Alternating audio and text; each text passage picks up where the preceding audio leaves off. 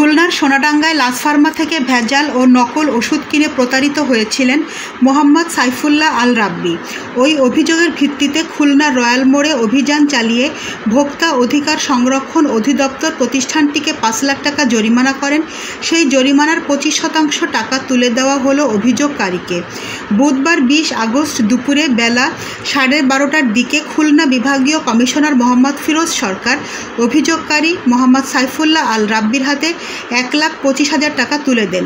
এ সময় উপস্থিত ছিলেন ভোক্তা অধিকার খুলনা বিভাগীয় কার্যালয়ের উপপরিচালক মোহাম্মদ সেলিম সহ অন্যান্যরা। জাতীয় ভোক্তা অধিকার দপ্তর খুলনা বিভাগীয় উপপরিচালক মোহাম্মদ সেলিম বলেন, এবছরের মে মাসে মোহাম্মদ সাইফুল্লাহ আল রাব্বি নামে একজন ভোক্তা তার মায়ের জন্য চুলকানি নিরাময়ের জন্য একটি লোশন ক্রয় করেন, যেটি ফিলিপাইনের তৈরি বলে চালিয়ে দেওয়া হয়েছিল।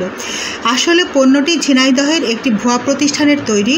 সন্দেহ হলে তিনি বিষয়টি ওই মাসের ৩১ তারিখে ভোক্তা অধিকারে লিখিত অভিযোগ জানায়। এ অভিযোগের ভিত্তিতে কার্যালয়ে ৩টি শুনানি হয়েছে। শুনানি শেষে ১৮ আগস্ট খুলনা রয়্যাল মোড়ে লাস ফার্মায় অভিযান চালায় ভোক্তা অধিকার। ওষুধসহ সরবরাহকারী প্রতিষ্ঠান অ্যাডোরা বেলা হেলথ কেয়ারের প্রতিনিধি মোহাম্মদ তানফির আহমেদ পলাশকে নকল ও ভেজাল ওষুধসহ ভোক্তা অধিকারের কর্মকর্তারা ধরে ফেলে। পরবর্তীতে লাস ফার্মাকে ৫ লাখ টাকা জরিমানা করা হয়। পরে উভয় প্রতিষ্ঠানের পক্ষে ঘটনার সত্যতা স্বীকার করলে উপপরিচালক মোহাম্মদ সেলিম ভোক্তা অধিকার সংরক্ষণ আইন ২০০৯-এর ধারা ৪১, ৪৪ ও ৫০ অনুযায়ী ৫ লাখ টাকা জরিমানা করা হয় এবং তা আদায় করা হয়।